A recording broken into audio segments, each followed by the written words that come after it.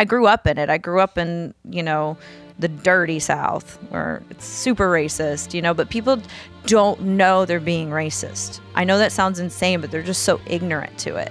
Yeah. And so I think it's about being patient and teaching and loving people. Yep. And I mean, I don't know. I think that's the only catalyst for change, because what else are we going to do? Hello, friends. Welcome to the Let's Give a Damn podcast.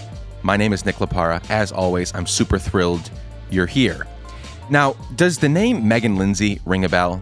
It might in a moment, because on Saturday, the 23rd of September, 2017, President Trump called for NFL owners to fire any, quote, son of a bitch, unquote, who disrespects our flag. That following day, hundreds of players knelt during the anthem, or some of them didn't even come out onto the field until the anthem was over. Meghan Linsey sang the national anthem at the Titans-Seahawks game here in Nashville on September 24th, one day after that tweet.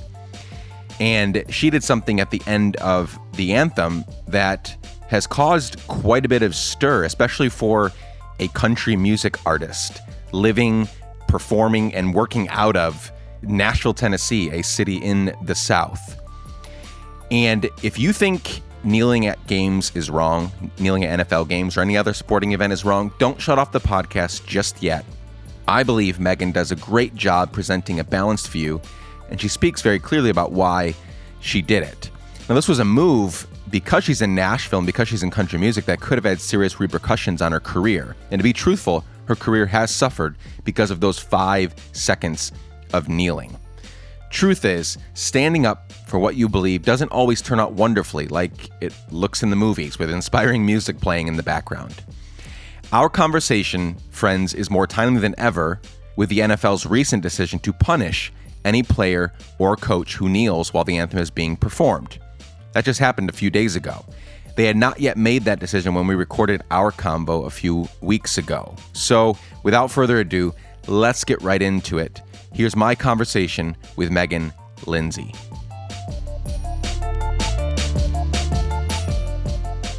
Meghan Linsey, thank you so much for joining me on the Let's Give a Damn podcast today. Yay! I'm so excited. I'm excited too. I'm excited to learn more about you, get to know you a little more, and talk about a pretty significant event that happened, whether you planned for it to be that way or not, a pretty significant event that happened in your life last September. Mm-hmm. So before we get to all of that, why don't you give us some context for who you are? If I say, tell me your story, like any people, places, things, events that happened that formed you, who you are today, give us a little bit of that context. Yeah. Well, I grew up in New Orleans, mostly southern Louisiana. I moved to Nashville. We were talking about this earlier, like 14 years ago. So I've been here a long time. I've been doing music for a really long time. I started playing in bands when I was a kid, and I played, the bar scene in Louisiana, and then, bars on Saturday night and church on Sunday morning. And that was kind of the thing. That's kind of good schedule. Yeah, that's so Louisiana. Yeah, I'm sure. Totally grew up in that world, and then moved here to pursue music when I was 18. So went to Belmont for a minute and then dropped out and just kind of worked the downtown scene in Nashville. And just, I don't know. I was in a country duo called Steel Magnolia. We were on a TV show years ago called Can You Duet, and we won the show and got a record deal. Oh, no way. Yeah. So that was kind of my first. So was that kind of your big pivot out of like the downtown scene, the bar hopping thing to? Mm-hmm. That was kind of jumping into actually like playing music for a living, I guess, was when I signed my record deal in 2009. So I was in a duo with my ex-boyfriend. We were called Steel Magnolia, and we had some success. We had a top 5 on country radio, and then we had a couple more that did pretty good. And then my ex has had a lot of issues with substance abuse, and we weren't really getting along. And then it kind of just all imploded at a point, and he actually went to rehab. And then I continued our tour, because we were actually slated to do the Reba McEntire tour. And so I went out and did the tour while he was in rehab. And then we kind of just decided when he got out that we were gonna split up. And so that's when I kind of started my solo thing. And that was the end of 2011. So you were on The Voice, right? Season 8. Then I was on The Voice. Yeah. So how did that happen? You just tried out like everybody else? And No, it was interesting. I wasn't planning to be on another, because I had already done a reality show.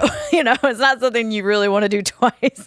But I got a call. It's so funny because I was in line at Panera Bread ordering food, and I got a phone call from a producer for The Voice, and she said that they had seen some stuff on YouTube and were wondering if I was interested in auditioning. And I was like, I don't know if I qualify, but I'll call you back, because I was ordering. And then I checked out, and my total was 1111, which is tattooed on my neck.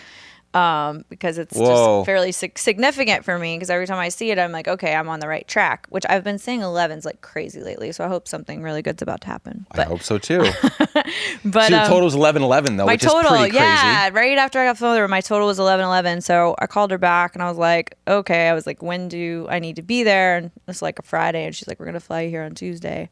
And so I started that journey, and it's like 9 months. It's crazy. So I was out there back and forth, and then once you get towards the end, you're out there pretty consistently. Sure. So it was a big hunk of my life, and then I ended up coming in second place. So that was cool. Well, that's awesome. Yeah, it was awesome. It was really cool. And this is when? This was 2015. Okay, so not too long ago. 3 years ago. Season 8. It feels like it was last year. That's like time flies, but but yeah. So it was cool. I was really not expecting that. I guess sometimes you just have to go with it. You're like, okay, obviously this is what I'm meant to do right now, so I'm just going to do it. Yeah. Well, that's cool. Thanks for some of that context. Yeah, sorry, it's a lot. No, that's good. You can tell as little or as much as you want to. So the last few years have been pretty tumultuous in this country, right? For lots of different reasons. Really, if you're no matter what political side of the aisle you're on, you see the craziness, and a lot of it has been happening as a result of kind of the regime change politically. And, Black Lives Matter has been this huge thing, which I think you and I are on the same side of that whole conversation. Totally. But yeah, it's been a crazy, like tumultuous, very volatile political and societal like climate in the U.S. And one of the things that our current president latched onto the last half of last year was, last few months of last year was Colin Kaepernick and him kneeling in protest to police brutality and all the incredibly crazy things that are happening toward Black people all the time. Still, I mean, it's not like it stopped. It's not like it went anywhere. Just in the past few days, different video, those 3 filmmakers that were coming out of their Airbnb, right? And they didn't wave to the neighbors, so the white lady like called the cops on them, and they had to do this whole thing. And anyway, like it hasn't gone anywhere, right? But but it's a huge conversation. Issue, yeah. On September 23rd, President Trump tweeted that NFL owners should fire any son of a bitch who disrespects our flag. So that was Saturday, September 23rd. Sunday was a big day for a lot of reasons. That was kind of like players and coaches and artists were kneeling all throughout kind of what was happening. But that was, it seems looking back on it, that was a big day. And I don't claim to be a big sports guy, so I don't even know if there was any sort of correlation there. But there's plenty of evidence that many players, many teams didn't even come out, right? Which was the case at the game that you were at. Many teams knelt, even after the threat of President Trump. Like they said, "Fuck it! Like we're gonna kneel. We're gonna not come out. We're gonna stand in solidarity with all these friends in our country." So then on September 24th, you were slated to sing the national anthem here in Nashville, Seahawks-Titans game, and I have a lot of questions that we're going to get into. But walk me through, what was your process in figuring out if you were going to do that? How did you choose that you were going to do it on that day? I mean, it wasn't like you were alone. Stevie Wonder, Pharrell Williams, who was your first coach on The Office. On The Voice. Did I say The Office? You did. That's a Freudian slip. I do love The Office. But lots of artists knelt as well. Right. But why did you choose to do it? Give us some context for why it was significant on that day for you to kneel. And then I have plenty of questions after that. For me, I had been thinking about it for a while, even before Trump made the comments that he made, because I had been slated. The thing is, you book these things, it's Sure. like 9 months in advance, and so You knew for a while. I knew for a while I was singing. Obviously, I didn't know that it was going to be televised, because it wasn't supposed to be. So all of that, interesting. I didn't know all of that, that yeah. changed that morning. For me, it just was a matter of like, I'm thinking about it like, I have this platform right now, and I'm a white female, and I don't feel like very many people, if anybody, I'm not even sure on that answer, but like, I hadn't seen anybody that looked like me kneeling, and so for Yeah, me, I thought yeah. it was a really important moment to, kneel in solidarity and to be an ally, and so I live my life in a way that I'm like, okay, nothing's a coincidence, and I feel really lucky to have the platform that I have, and so I always want to try to use it for good, Yeah, no, absolutely. And you're right. Even some of the ones that I mentioned, Pharrell Williams, Stevie Wonder, Eddie Vedder, but like there were a lot of other musicians of color and players of color that were doing it, right? And that made a ton of sense. But there weren't a lot of. And on top of that, here's the interesting thing: is that you, out of anyone I know, you're a country artist, right, in the South doing it. Mm-hmm. So that makes sense in a lot of other ways. Like if you're Black, or if you're from either of the coasts, but you did that in a place where you had to know that. I don't even know what it felt like in there. Maybe you can even describe, what did it feel like to be in there? Were there boos? Were there, like, what happened in that? You're literally like tens of thousands of people looking down on you. But what I think is so interesting is that you, a country music artist, where most of your fans are probably amazing people, but they probably were on the other side of this conversation. They're more the Blue Lives Matter or the All Lives Matter people versus the Black Lives Matter. And they probably, I guess, yeah. How did it feel to be someone, not only a woman, not only a white woman, but then a country music artist kind of doing that? That felt a little more bold to me. It felt a little more like there's some more risk. There's a lot more to lose here. I guess what I'm getting at. I felt that, and I knew that going in, because I came from, the country music world. I came up in Nashville. People know me in that world. And that's the majority of my fan base, is country music listeners. And that was part of the reason why it felt more important to me to do that. I think because, there was a time in my life when I was totally ignorant, to the Black Lives Matter movement as well. You grow up in the environment you grow up in, and you don't see the other side of it, and so for me, it's like, I got out of there. I got out of where I grew up, and I met people from all over the world, and I experienced things, and so I started to look at things differently. And I feel like a lot of people don't leave the environment they're in to have that opportunity to see the other side, or they just don't want to know, and so I know where, I guess, these people are coming from. I don't agree with it, but I do understand it. I think probably more than maybe, other people do. And so for me, it was like, okay, I need to be an example, sure, to these people that have this mindset, and try to, at least get a conversation going. I think when they see me do it, it makes it, maybe it would make it mean more to them, When you knelt down, mm-hmm. What did you feel? What were you feeling in that moment? Were you feeling scared or proud of yourself, or what the hell did I just do, or all of the above? Or kind of what did you feel in that moment right when it happened? I was scared, obviously, to go out and do that, because it is a weird, you're in this environment with, in the South, and all the things that you said. So it was scary, At the same time, it's like, what you got to do, and you just do it. That's how I've always been. It's funny. I feel like I went to a very spiritual place in that moment. It wasn't like, I couldn't really, I don't know how to describe it. I was definitely nervous, and then I did it, and I just felt, it almost like, it was like I felt at peace. Like I felt like a weight lifted. Like I knew people were going to boo. I knew people were going to talk about me on the internet. Like, I just didn't care, I guess. It was more like, okay, I did what I came here to do. And I felt like also, with Trump's comments the day before, and then, what was happening that day, it was like, you're making a statement no matter what you do. Like if you don't if you don't do it, that's a statement. You're aligning with, or you'll be seen as aligning with. Yeah. Absolutely. I feel like Trump has made it that way. Obviously, It's very polarizing the way that he's positioned this whole thing. And so you really had, at that moment, you really had to make a decision, And so for me, that was the only decision to make. What was the aftermath like? So obviously you get off the field, you know, whatever, high five each other. You know, it's done. The deed was done. It was a pretty significant thing, I think. I mean, there are a lot of eyes on who's going to do what today, right? From both sides of the conversation. For sure. So talk about the aftermath. I went ahead and did a little research just to see, like, okay, what did people say, right? And I knew what I was going to find, but I went, you know, just found the different videos on YouTube and looked at the comment section. Some pretty shitty things have been said about you. Like, what were some of the things that you, both good and bad, that you remember coming out of this experience? Yeah. Did you feel safe or unsafe, or kind of what was just the aftermath of that? Well, I feel like the negative always hits first. You know, I feel like that always comes in a wave first, and so that it felt very, very negative right after. I felt like I was getting more of the, you know, I had death threats, I had people wishing cancer on me, all this crazy stuff. Jeez. Which, you know, it's so funny because I've just been living under a rock because I didn't realize that people were this volatile. Like, I didn't realize because I don't know. I can't imagine harming anybody. I can't imagine being that hateful. And so to me, I'm just like, oh, no one's like that, but they are. Yeah.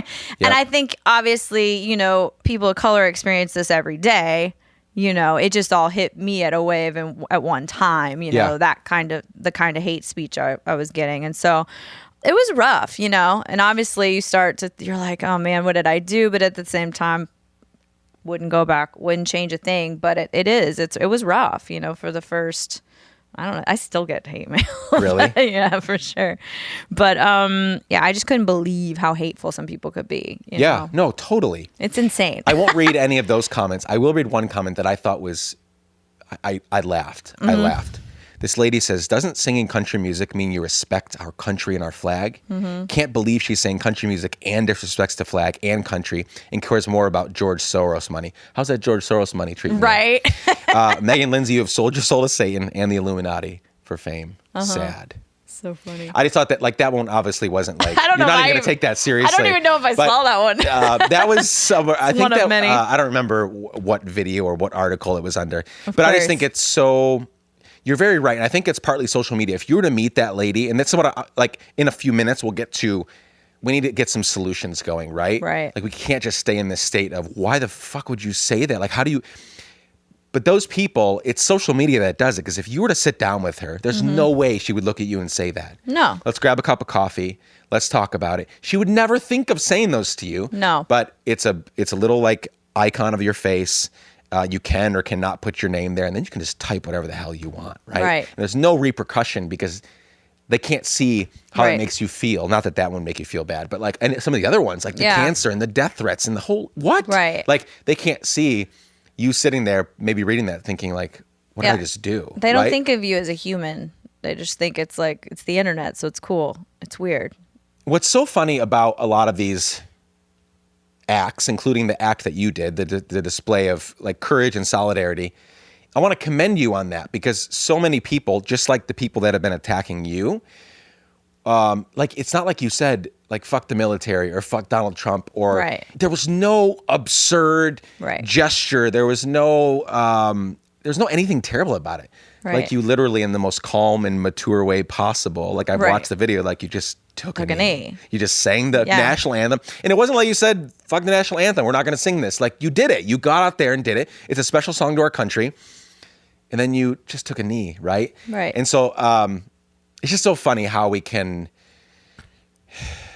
take these things like to the nth degree. And it's just, they just demonize it. It's like, it was a peaceful protest. It's like people taking a knee are like protesting in the most peaceful way possible, you know, and it's being taken as like this hateful thing. It's just very strange. So what would you say if any of your fans end up listening to this that may not be on the same side as you, right? They're like, I don't agree with that, but I still like Meghan. I'll keep listening to her music, whatever.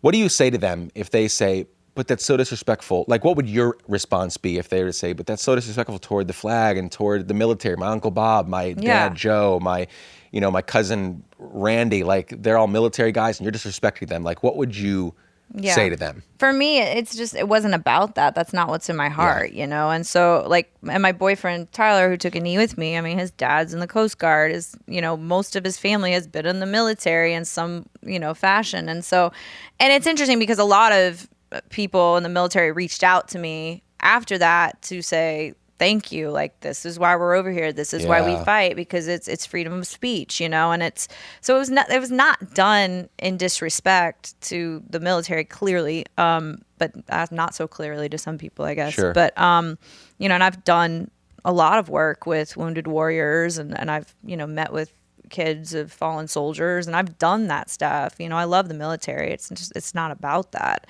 It's about, it's really about protecting our freedom of speech and protecting, what this country is supposed to be about, and so it's unfortunate that that's where people's head go. I think I think that part of that is, you have Trump to blame for that too. Yeah. Because he kind of made it about that. He always tries to distract and make things, work obviously in his favor and in favor of, his extreme side. But yeah.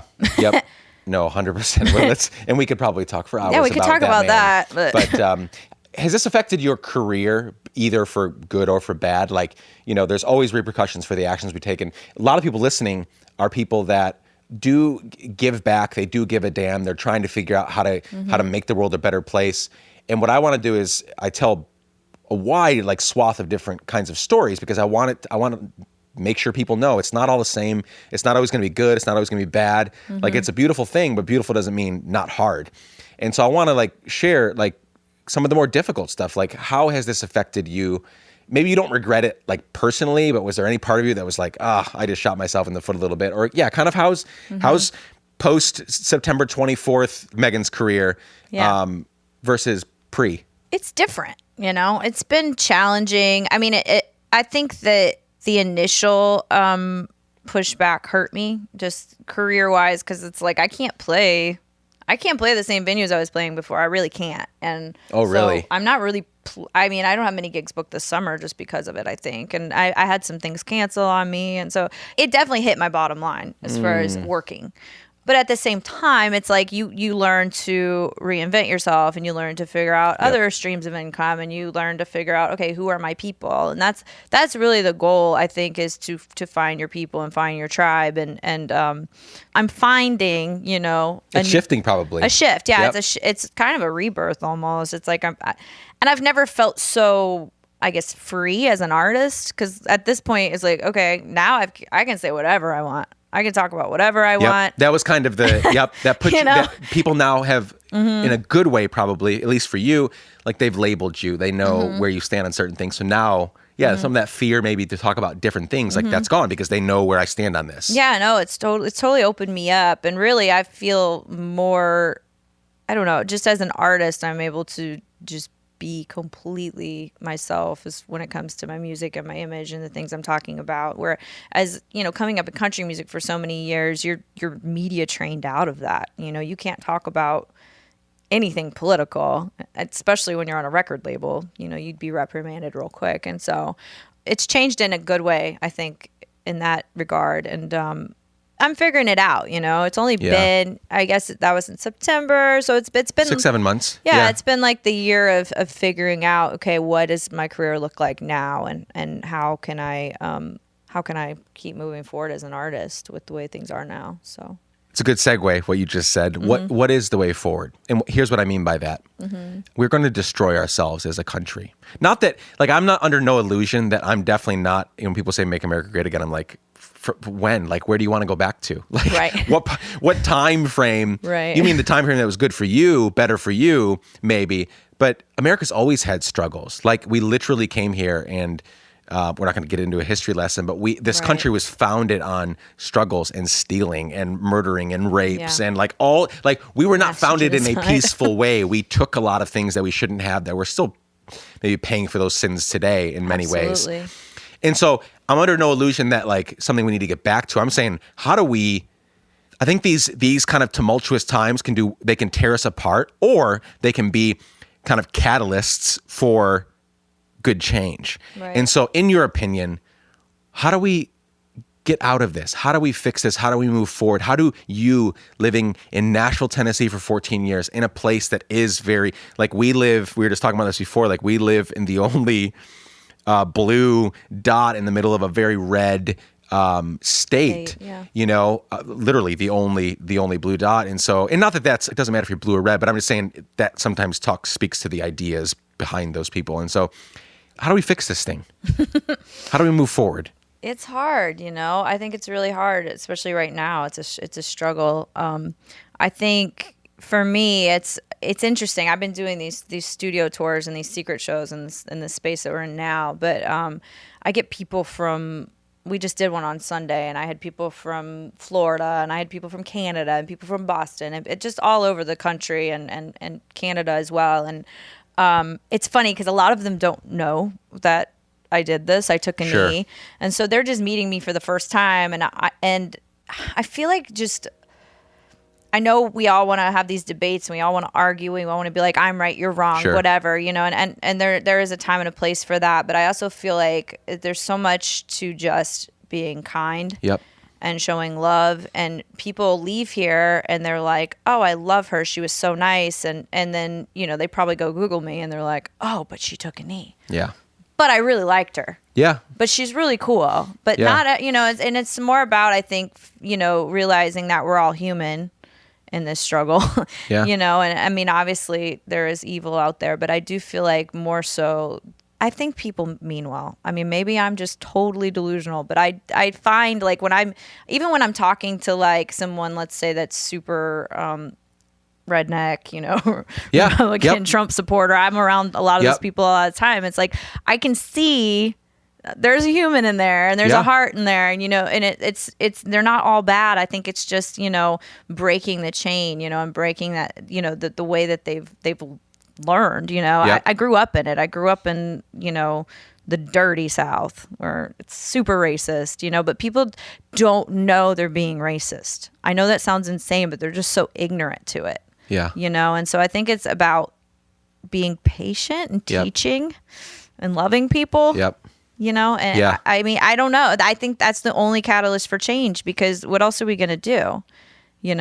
Well, all humans want/need the same things. Right. The same things. Right. And so I could go and hang out with a Make America Great Again hat wearing like redneck, like you were just describing. Yeah. And we could agree right away that we want security. We want safety. Right. And the way that he sees the safety taking place is Second Amendment. I can have all my weapons. I can do these things. Like the police, they're always right. And I'm saying, but that all makes me feel unsafe, right? So it's two sides.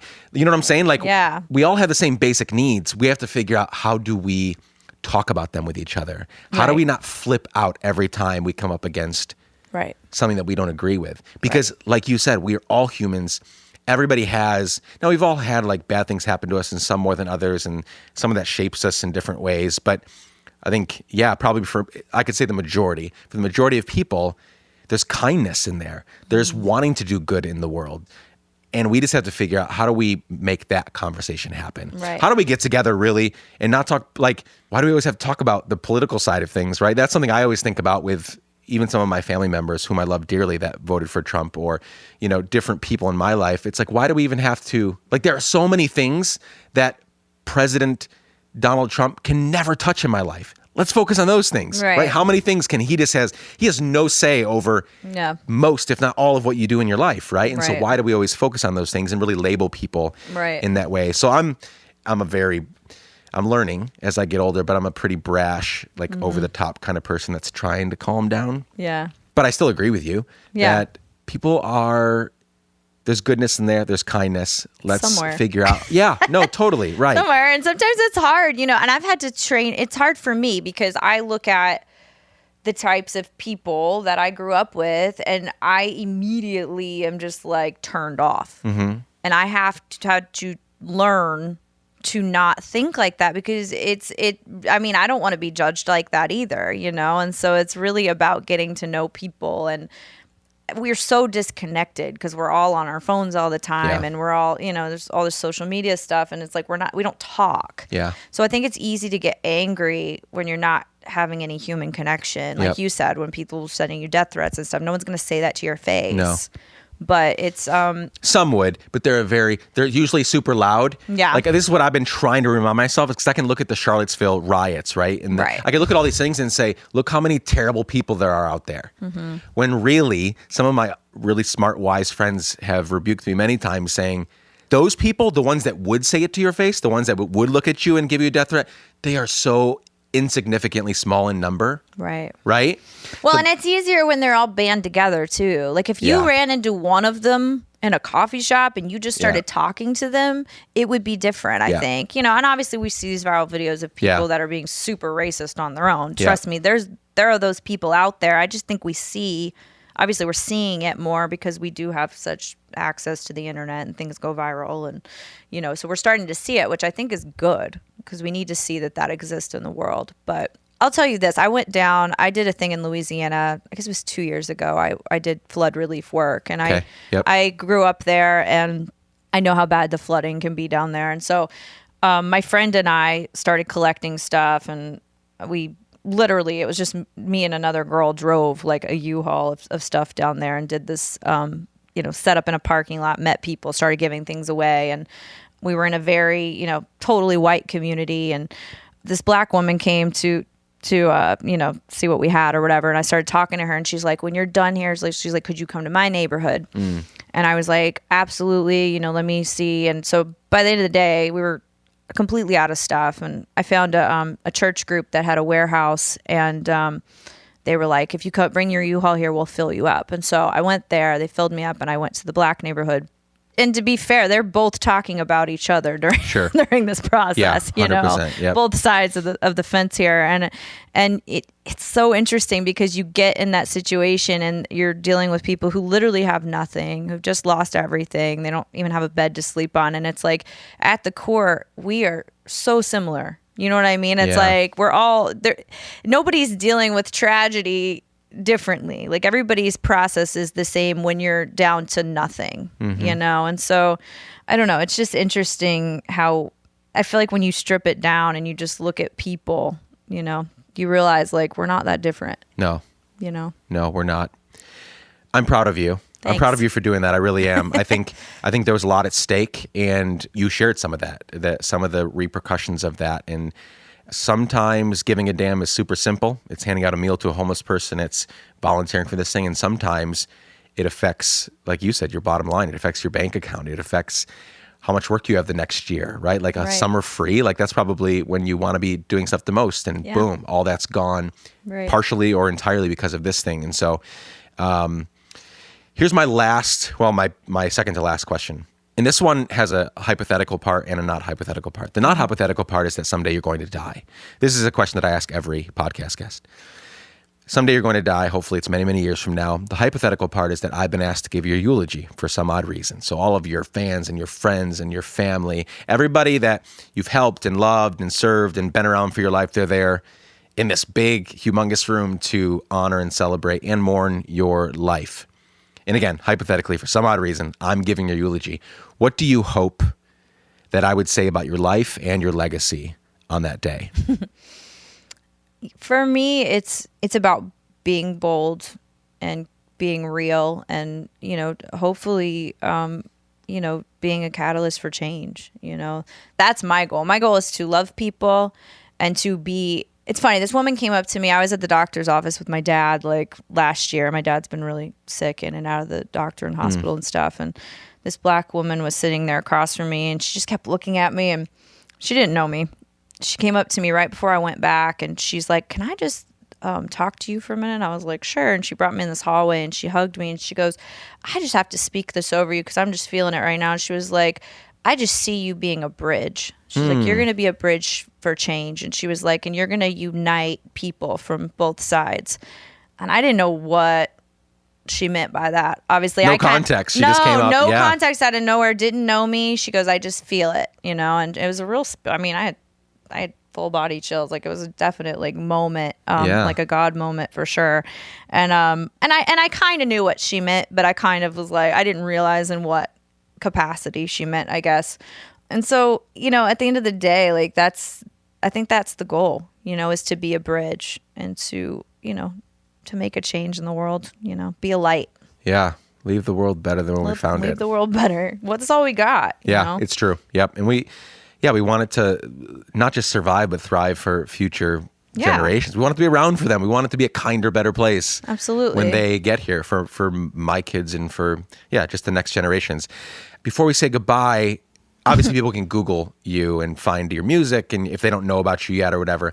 But is there anything else that you want them to go look for? Anything that's coming up or anything you want them to be aware of? Yeah. I actually just wrote this song called Freedom Fighter. We're getting ready to put it out as a single. Oh, cool. But I'm really excited about that. And I partnered with this movement. I don't know if you've probably heard of it. It's called We Counter Hate. Yeah. Yep. Yeah. So it's kind of a cool thing the way they've built it out. I guess it's more or less an algorithm where they can find where people are spewing their hate speech or whatever. Anybody who says something hateful on the internet and they get pinged. Yeah. They get a tweet and they say you've been reported for hate speech, and then they donate to a hate speech organization. And so, or, an organization that, to fight hate on the internet or whatever. So it's kind of a really cool cause. And so I'm really excited to partner with them. And that's kind of where I see that's where my career is headed, I guess. I was going to ask if it affect, and you're giving the answer right now. Like, is that going to affect like what you write about and kind of, because what you feel as an artist, like how you feel and the experiences you have, that's what you write about. And so this is, and it's kind of what I've always wanted to do, I guess, as an artist and be as an artist, but it hasn't always been, I haven't always had that opportunity, I guess, or felt the freedom that I have now. And so I do notice it's changed my writing a lot and changed the songs that I think I'm getting ready to put out a lot. And I was headed on that trajectory, but now it's wide open. That's awesome. That's awesome. When is that coming out? Do you know? Soonish. Okay, soonish. So it's done. Our conversation will be like a month from now. So if it's not out yet, I'll still link to where it's going to be. If it's out, I'll link to it in the show notes. Thank you so much for joining me. This was super fun. And thanks for what you do, and keep up the good work. Yeah, thank you.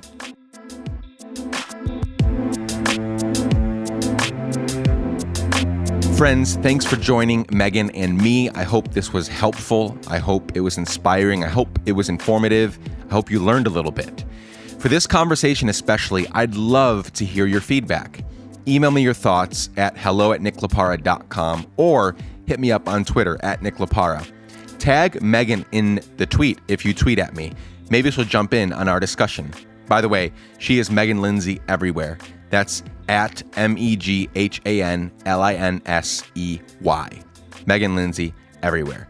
You can find show notes, links for everything I've mentioned, and this and many other conversations by visiting podcast.letsgiveadamn.com. If you go to letsgiveadamn.com now, you'll find a teaser for something that we're building for you. Make sure to drop your email at letsgiveadamn.com so you can get regular updates. Very, very exciting days ahead. I can't wait to spend more time with you next week when I have the chance to share another story of another damn giver that without a doubt will inspire you toward action. I love you all. Bye for now.